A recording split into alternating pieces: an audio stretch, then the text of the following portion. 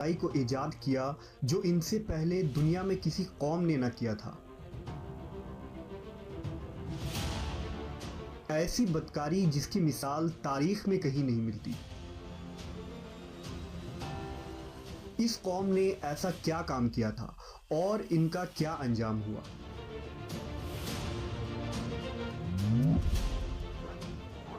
حضرت لوط علیہ السلام اللہ کے ایک برگزیدہ نبی تھے۔ آپ کے والد کا نام ہاران تھا جو تاریخ کے بیٹے تھے۔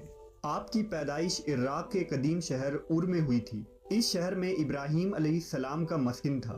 دراصل لوط علیہ السلام کے والد ہاران حضرت ابراہیم کے سگے بھائی تھے، یعنی حضرت لوط علیہ السلام حضرت ابراہیم کے بھتیجے تھے۔ چونکہ حضرت لوط علیہ السلام کے والد ان کے بچپن میں ہی انتقال کر چکے تھے، لہذا حضرت لوط کو حضرت ابراہیم نے بیٹا بنا کر پالا تھا۔ آپ حضرت ابراہیم پر سب سے پہلے ایمان لانے والوں میں شامل ہیں۔ آپ حضرت ابراہیم کے زمانے میں اہل سدوم کی رہنمائی کے لیے نبوت کے منصب پر فائز ہوئے۔ حضرت لوط کے بہت سارے معجزات ہیں۔ آپ جس وقت بارش کے لیے دعا کرتے تھے تو آسمان بادلوں سے بھر جاتا اور خوب بارش ہوتی تھی۔ حضرت لوط جس پتھر پر سر رکھ کر سوتے، اس پتھر پر آپ کے سر مبارک کا نشان بن جاتا تھا۔ سدوم وہ علاقہ تھا جہاں لوط علیہ السلام مبعوث فرمائے گئے۔ سدوم کے آس پاس 5 نہایت ہی خوبصورت شہر آباد تھے، جن میں سے ہر ایک کی آبادی 1,00,000 نفوس سے زیادہ ہی تھی۔ یہ علاقے نہایت ہی سرسبز و شاداب اور قدرت کی فیاضی کا حسین شاہکار تھا۔ یہاں باغات کی کثرت تھی، لہلہاتی کھیتیاں یہاں کی ضروریات سے کہیں زیادہ تھیں۔ اردن، شام اور اسرائیل کے درمیان بسا ہوا یہ علاقہ نہایت ہی زرخیز تھا۔ وہاں طرح طرح کے اناج، پھل، میوے بکثرت پیدا ہوتے تھے، اور یہی وجہ تھی کہ آس پاس کے بستیوں کے لوگ بھی اپنی معاشی اور غذائی ضرورت کے لیے ان بستیوں کی طرف آتے تھے۔ مگر یہ بات اہل سدوم کے لوگوں کو بالکل بھی پسند نہ تھی۔ ان کے خیال میں ان کی بستیوں میں پیدا ہونے والے پھلوں، اناجوں اور سبزیوں پر صرف ان کا ہی حق تھا۔ وہ نہیں چاہتے تھے کہ دوسری بستیوں کے لوگ ان کے علاقے میں آئیں۔ ایک دن سدوم کے لوگ اس بات پر غور و فکر کر رہے تھے کہ باہر سے آنے والے لوگوں کو یہاں آنے سے آخر کیسے روکا جائے، کہ ابلیس ایک بزرگ کی شکل میں ان کے محفل میں آیا اور کہا، اگر تم ان سے پیچھا چھڑانا چاہتے ہو تو میرے کہنے پر عمل کرو۔ اس اجنبی بزرگ کی بات لوگوں نے بہت توجہ سے سنی۔ ابلیس نے کہا، میں کل بتاؤں گا۔ دوسرے دن ابلیس ایک خوبصورت جوان لڑکے کی بھیس میں آیا اور انہیں اپنی عورتوں کے بجائے مردوں کے ساتھ فعل بد کرنا سکھایا۔ ابلیس نے کہا کہ اگر تم ان بستیوں کے لوگوں سے نجات چاہتے ہو جو تمہاری بستی میں آ جاتے ہیں تو ایسا کرو کہ جب بھی کوئی شخص تمہارے علاقے میں آئے تو تم لوگ زبردستی اس کے ساتھ اپنی خواہش پوری کرو۔ اس طرح یہ لوگ اس بستی میں آنا چھوڑ دیں گے۔ اپنی نفسانی خواہشات کے لیے مردوں سے بدفعلی اس قوم کا دستور بن گیا تھا۔ یہاں بے حیائی عام ہو گئی تھی۔ حکمراں، سردار، رؤسا، ہر طبقے میں گھر گھر یہ عمل پھیل گئی تھی۔ بھری محفل میں یہ لوگ اس فحاشی کے کام کو کر کے خوش ہوتے تھے۔ کوئی بھی محفل اس کام کے بغیر ادھوری سمجھی جاتی تھی۔ خاص کر مسافروں میں سے کوئی خوبصورت لڑکا ہوتا تو یہ لوگ اسے اپنا شکار بنا لیتے۔ تلمود میں لکھا ہے کہ اہل سدوم اپنی روزمرہ کی زندگی میں سخت ظالم، دھوکے باز اور بد معاملہ تھے۔ کوئی مسافر ان کے علاقے سے بخیریت نہ گزر سکتا تھا۔ کوئی غریب ان کی بستیوں سے روٹی کا ایک ٹکڑا نہ پا سکتا تھا۔ بارہا ایسا ہوتا تھا کہ باہر کا آدمی ان کے علاقے میں پہنچ کر فاقوں سے مر جاتا اور یہ اس کے کپڑے اتار کر اس کی لاش کو برہنہ دفن کر دیتے۔ اپنی وادی کو انہوں نے ایک باغ بنا رکھا تھا جس کا سلسلہ میلوں تک پھیلا ہوا تھا۔ اس باغ میں وہ انتہائی بے حیائی کے ساتھ اعلانیہ بدکاریاں کرتے تھے۔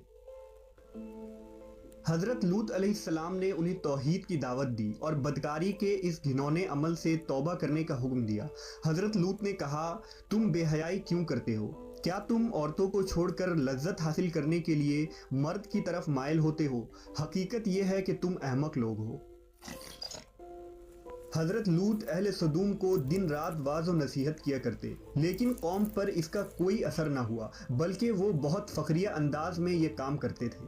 انہیں حضرت لوط کا سمجھانا بھی برا لگتا تھا، لہٰذا انہوں نے صاف صاف کہہ دیا کہ اگر تم ہمیں اسی طرح برا کہتے رہے اور ہمارے کاموں میں مداخلت کرتے رہے تو ہم تمہیں اپنے شہر سے نکال دیں گے۔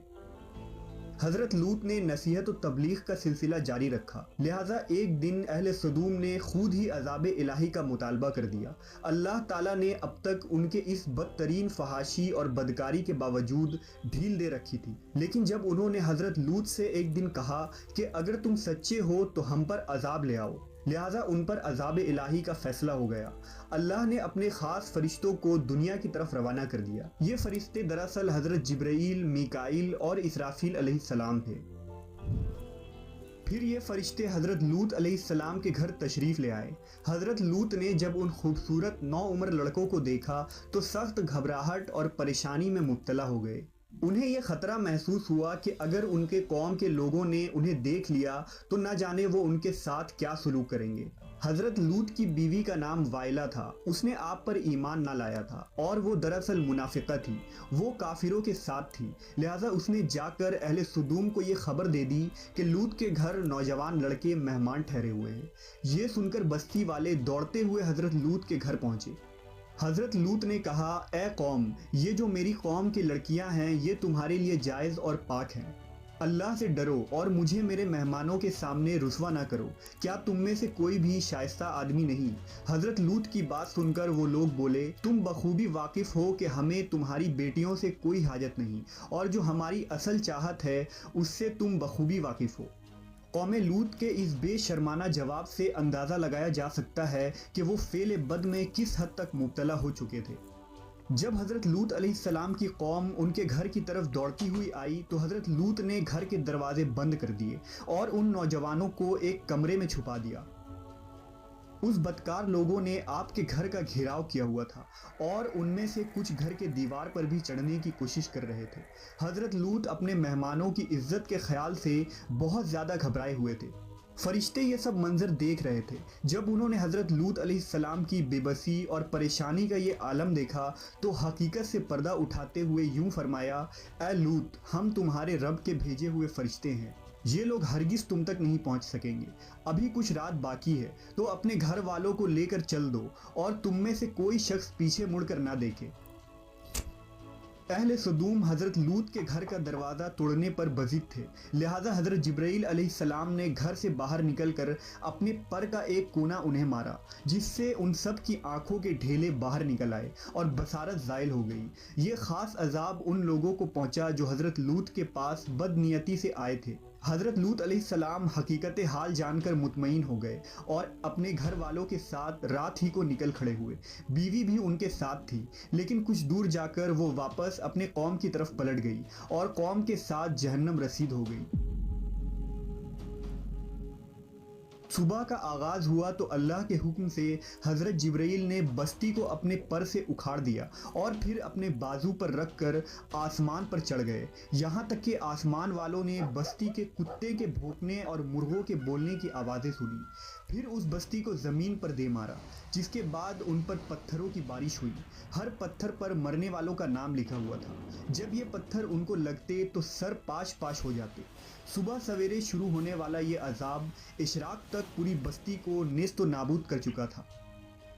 قوم لوط کی ان خوبصورت بستیوں کو اللہ نے ایک انتہائی بدبودار اور سیاہ جھیل میں تبدیل کر دیا، جس کے پانی سے رہتی دنیا تک کوئی فائدہ نہیں اٹھایا جا سکتا۔ سمندر کے اس خاص حصے میں کوئی جاندار، مچھلی، میڈک وغیرہ زندہ نہیں رہ سکتے، اس لیے اسے ڈیڈ سی یعنی بحر مردار کہا جاتا ہے، جو اسرائیل اور اردن کے درمیان واقع ہے۔